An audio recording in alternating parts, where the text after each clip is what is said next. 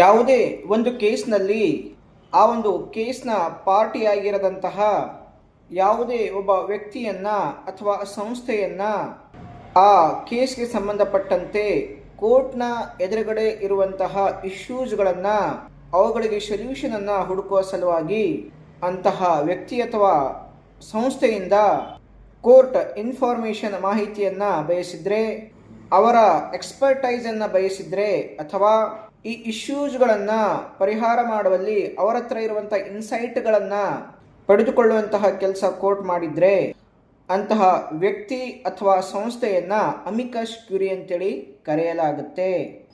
Legal experts, academicians, NGOs, senior advocates, special ನಾಲೆಜನ್ನು ಹೊಂದಿರುವಂಥ institution, ಇವರುಗಳನ್ನು ಅಮಿಕಸ್ ಕ್ಯೂರಿಯಾಗಿ ಹೈಕೋರ್ಟ್ಸ್ ಮತ್ತು ಸುಪ್ರೀಂ ಕೋರ್ಟ್ಗಳು ಸುಯೋಮೋಟೋ ಅಥವಾ ಪಾರ್ಟಿಗಳ ಅಪ್ಲಿಕೇಶನ್ ಆಧಾರದ ಮೇಲೆ ಅಮಿಕಸ್ ಕ್ಯೂರಿಯಾಗಿ ಅಪಾಯಿಂಟ್ ಆಗಿ ಮಾಡಿಕೊಳ್ತಾರೆ. ಈ ಅಮಿಕಸ್ ಕ್ಯೂರಿಯಾಗಿ ಅಪಾಯಿಂಟ್ ಆದಂತಹ ವ್ಯಕ್ತಿ ಅಥವಾ ಸಂಸ್ಥೆ ಇಂಪಾರ್ಷಿಯಲ್ ಆಗಿ ಇಶ್ಯೂಸ್ಗಳನ್ನು ಸಾಲ್ವ್ ಮಾಡುವಲ್ಲಿ ಕೋರ್ಟ್ಗೆ ಅಸಿಸ್ಟ್ ಮಾಡ್ತಾರೆ.